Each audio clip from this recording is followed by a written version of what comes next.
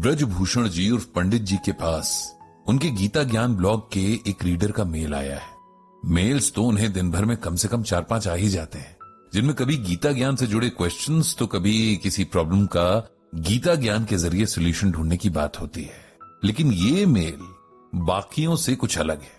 इसमें प्रॉब्लम तो है और सोल्यूशन ढूंढने की चाह भी है, लेकिन साथ में एक ऐसा सवाल भी जो कभी न कभी हर किसी के दिमाग में आता ही है।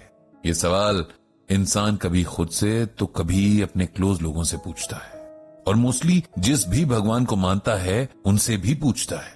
सवाल क्या था ये जानने के लिए आपको उसके मेल को सुनना होगा, पर उससे पहले ये जान लीजिए कि आप सुन रहे हैं गीता ज्ञान कुकू एफएम पर। तो अब जानते हैं उस मेल में क्या था। पंडित जी, आपको ये मेल लिखते हुए मैं बहुत डिस्टर्ब्ड हूं, इतना डिस्टर्ब्ड कि मेरा किसी से बात करने का मन ही नहीं है।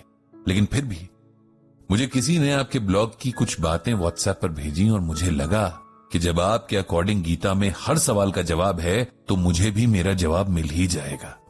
मेरा नाम राजेश है, मैं लगभग 55 साल का हूं, शादीशुदा हूं, एक बेटा है और बाय प्रोफेशन एक केमिस्ट हूं। मुझे लगता है कि भगवान ने मेरी किस्मत तब लिखी जब वो किसी बात पर चिढ़े हुए थे, तभी तो दुनिया भर की प्रॉब्लम्स, टेंशन्स सब मेरी किस्मत में लिख दिए। मेरा पूरा बचपन टेंशन में बीता। मेरा बड़ा भाई पढ़ाई में अच्छा था, स्पोर्ट्स में भी हमेशा फर्स्ट आता था, एक्स्ट्रा करिकुलर एक्टिविटीज में भी हमेशा पार्टिसिपेट करता।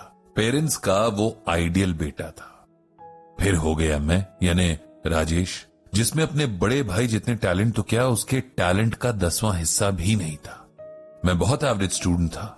स्पोर्ट्स के नाम से मुझे चिढ़ थी और डांस ड्रामा के नाम पर मुझे घबराहट होने लगती थी।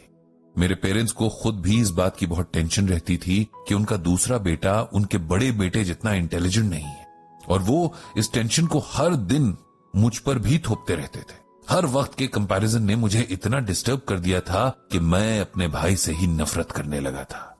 मेरे पेरेंट्स को कभी यह समझ नहीं आया कि मैं एक इंडिविजुअल हूं, मेरी अपनी कैपेसिटी और लिमिट्स हैं। मैं अपने भाई जैसा नहीं हो सकता और मेरी भी कुछ अलग क्वालिटीज हो सकती है। इस सब से मैं इतना फ्रस्ट्रेट हो गया था कि एक बार तो मैंने घर से भाग जाने की भी ठान ली। वो तो बस स्टेशन पर पड़ोस के एक अंकल ने मुझे देख लिया और अपने साथ घर ले आए। लेकिन उसके बाद मेरे घर वालों का टॉर्चर और भी बढ़ गया। फिर उन्हें मैं एक आवारा लड़का भी लगने लगा था। इस तरह मेरे बचपन का सबसे कीमती टाइम वेस्ट हो गया। किसी तरह स्कूल की पढ़ाई पूरी की और मैंने फार्मेसी का कोर्स करना चाहा तो मम्मी पापा को इसमें भी दिक्कत हो गई। कहां तो उनका बड़ा बेटा मेडिकल की पढ़ाई कर रहा था और कहां छोटा बेटा दवाइयों की दुकान खोलकर एक दुकानदार बनने जा रहा था। उनके इस बिहेवियर ने मुझे बहुत कठोर बना दिया था। अब मैंने ठान लिया कि चाहे कुछ भी हो जाए मुझे यही कोर्स करना है। मम्मी पापा फीस के पैसे दें तो ठीक, नहीं तो मैं पहले छोटी मोटी जॉब करूंगा और फिर कोर्स करूंगा। पेरेंट्स ने पैसे नहीं देने थे तो नहीं दिए, इसीलिए मैंने मार्केट की एक केमिस्ट शॉप में अपने लिए काम ढूंढ लिया। मुझे इस फील्ड में कोई नॉलेज और एक्सपीरियंस तो था नहीं, इसीलिए दवाइयां पैक करने का काम मिला। यह दुकान पड़ोस के एक भैया की थी और मैंने उनसे कहा था कि मेरी सैलरी अपने पास ही जमा करके रखें। जिस दिन मेरी फीस के पैसे जमा हो जाएंगे मैं उनसे ले लूंगा।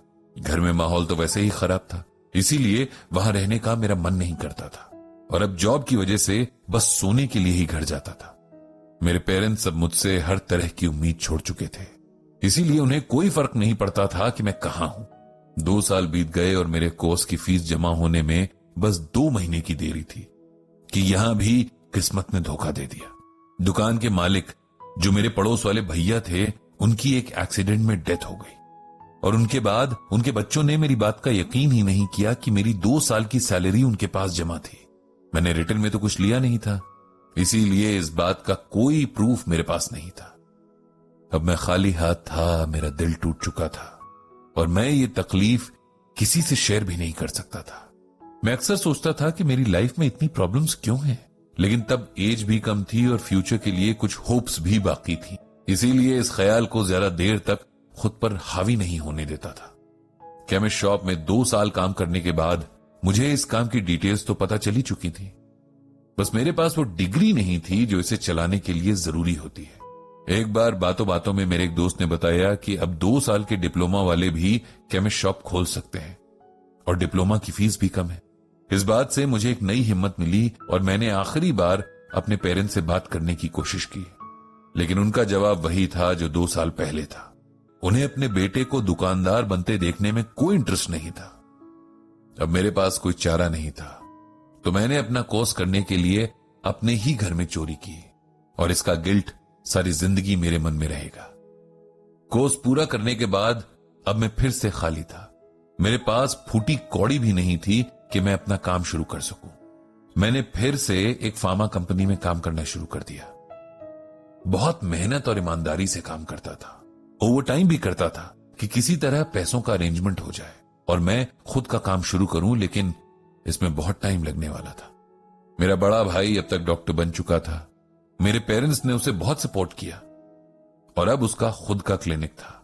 ये देखकर मैंने भी अपने हिस्से के पैसे मांगे और एक बार फिर अपनी इंसल्ट ही कराई।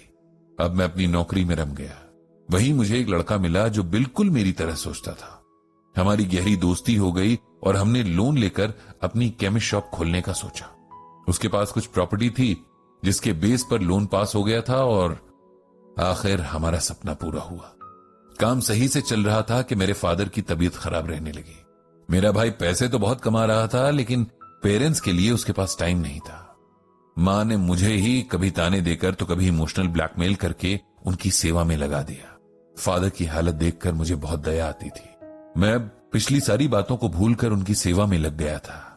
उनकी मेडिसिन से लेकर उनको वॉक कराना, शेव करवाना, ये सब काम मैं खुद करता था। 1 साल बाद फादर की डेथ हो गई और जाते हुए वो अपनी बची हुई सारी प्रॉपर्टी और सेविंग्स मेरे भाई के नाम कर गए। मुझे अपने फादर से प्यार के 2 शब्द तक नहीं मिले। एक बार फिर मैंने अपने आप से सवाल किया कि आखिर मेरी क्या गलती थी जो मेरी लाइफ में ये सब होता है। खैर, टाइम के साथ मेरा काम ठीक से चल गया। हम पार्टनर्स अलग हो गए और हमने अपनी अपनी शॉप्स खोल ली। लाइफ थोड़ा ट्रैक पर आई तो मैंने अपनी एक दोस्त से शादी भी कर ली। जब सब सही होना शुरू हुआ था कि तभी सब खराब होना भी शुरू हो गया। शॉप पर एक लड़के की लापरवाही से मेरी शॉप में एक्सपायर्ड मेडिसिन पकड़ी गई और शॉप बंद हो गई। एक बार फिर मैं प्रॉब्लम में था। कोई सोल्यूशन समझ नहीं आ रहा था। वाइफ ने हौसला दिया, उसकी ज्वेलरी बेची और अपनी शॉप का केस लड़ा। किसी तरह शॉप फिर से खुल गई। मेरा बेटा बहुत समझदार है। मैंने कभी उस पर कोई प्रेशर नहीं डाला। उसे उसके हिसाब से पढ़ने और जीने दिया। आज वो बहुत अच्छी जॉब पर है। अब जब लाइफ में सब कुछ सेटल हो रहा था तो कल ही मेरी वाइफ को कैंसर डायग्नोज हुआ है। ऐसा लग रहा है कि जैसे मेरे सब्र का बांध टूट जाएगा। आखिर मेरी क्या गलती थी जो मेरी लाइफ में इतनी प्रॉब्लम्स आई और कभी सुकून से मैं रह ही नहीं पाया। मैंने तो कभी किसी का बुरा नहीं किया, फिर मेरे साथ ही ऐसा क्यों? पंडित जी, आप ही इस सवाल का जवाब दीजिए। पंडित जी ने सारी कहानी पढ़ी, समझी और जवाब में गीता का यह श्लोक लिख कर दिया। प्रकृतिम स्वामवष्टभ्य विसृजामि पुनः पुनः भूत ग्रामिमम कृत्स्नम वशम प्रकृतेर वशात। इस श्लोक में भगवान श्री कृष्ण कहते हैं कि मैं इस सारी प्रकृति को वश में करके बार बार बनाता हूं और यहां सभी प्राणियों को उनके कर्मों के अनुसार जन्म देता हूं। हम सब ये बार बार भूल जाते हैं कि आत्मा एक शरीर से दूसरे शरीर में जाती है, हर बार पिछले जन्म के अच्छे बुरे कर्मों का भार साथ लेकर। इन अच्छे बुरे कर्मों का हिसाब हमें चुकाना ही पड़ता है। अकाउंट तो सेटल करना ही पड़ेगा ना। इस बात को ऐसे समझिए कि कई बार किसी से हमें बिना जान पहचान के भी लगाव महसूस होता है, जैसे हम उन्हें पहले से जानते हो, और किसी से बिना बात के नेगेटिव वाइब्स आने लगती हैं। कहीं ना कहीं यह हमारे पिछले जन्मों के ही एक दूसरे के प्रति किए कर्म है। भगवान हमारे साथ कोई दुश्मनी नहीं रखते कि हमारी किस्मत में दुख लिखें।